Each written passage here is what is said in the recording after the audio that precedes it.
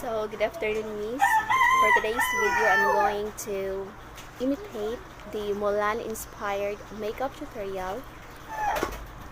1,000 years ago in ancient China, there lived a beautiful young woman named Mulan.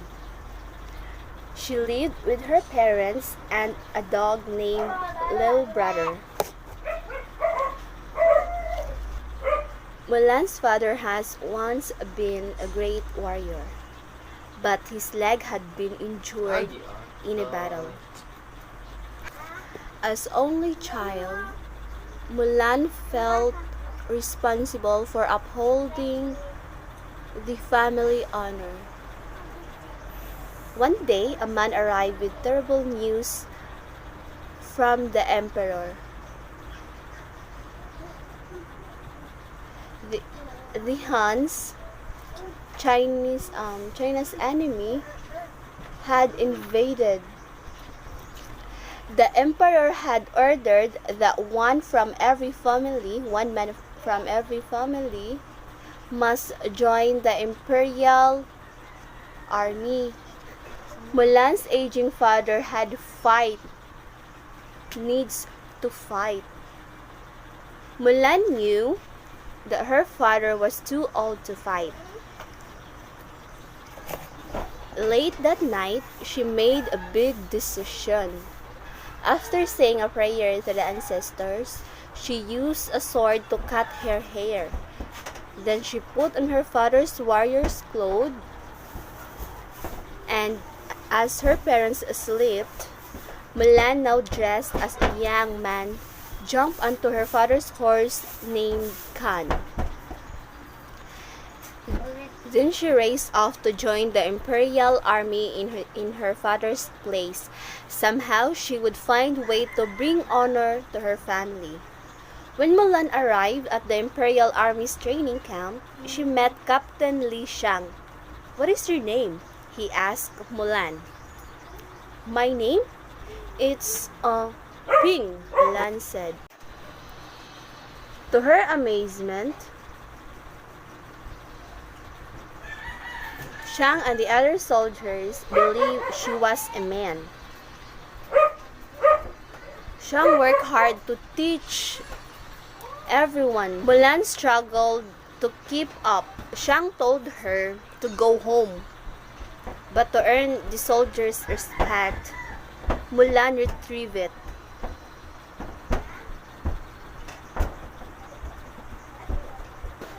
Mulan retrieved an arrow atop a tall pole. This was the hardest training task of all, and Mulan had done it. Mulan was not alone. A dragon named Mushu, sent from the ancestors to her ancestors to be her guardians,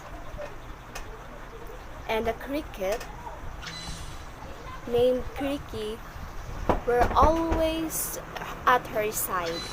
Working together, they wrote a fake letter ordering Shang and her soldiers to go home after the Huns. Now Mulan would get her chance to bring honor to her family.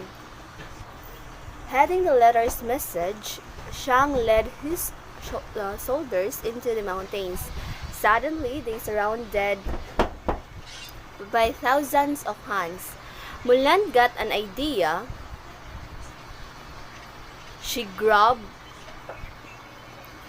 the very last cannon and, using Mushu's flame, the dragon, lit the fuse. The cannon caused a massive avalanche of snow to fall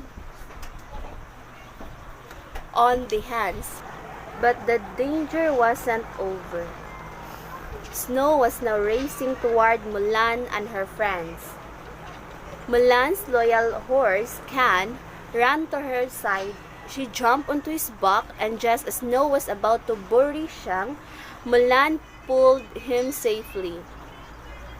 During the battle, Mulan had been injured. While caring for her wound, a medic realized that Ping was a woman.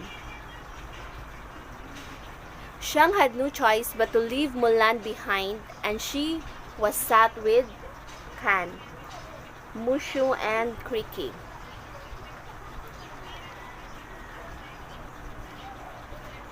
Mulan felt like he failed her family and herself. Then she heard the nuns' voices. Mulan raced to the imperial city to warn Shang. The Huns are alive! Then she heard Han's voices. But Shang felt betrayed by Mulan, and he did not trust her. Mulan tried warning the others, but no one would believe her. The Han leader, Shan Yu, kidnapped the emperor, but Mulan and Shang rescued him. Furious, Shan Yu chased Mulan onto the palace roof exactly as she planned. Mulan grabbed Shan Yu's sword and pinned his coat to the roof. He couldn't move when Mushu shot a rocket. The force of the explosion sent Mushu and Kriki flying through the air. Mulan and Shang fell together to the ground as fireworks began to fill the sky. The people were celebrating. The Huns had been banished, and the imperial city was safe. The emperor was very grateful to Mulan. "You have saved us all," he said. And then he did something extraordinary. The emperor bowed to Mulan. Everyone in the plaza bowed her.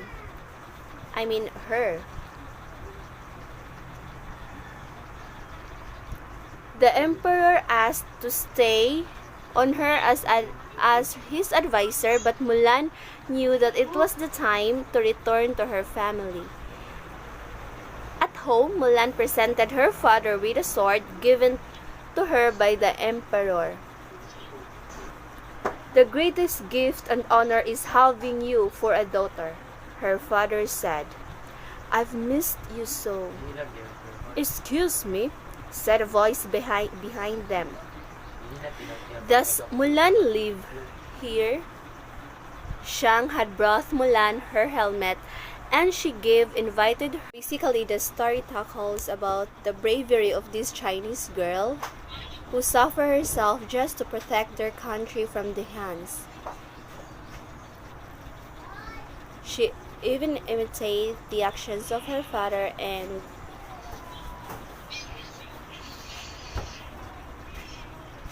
proved herself that she can do the same as what her father did during the war. It's just happened that Mulan has a purpose. He is not a man, yet he managed to do the actions of man so that he can fulfill the dreams, so that her father won't suffer.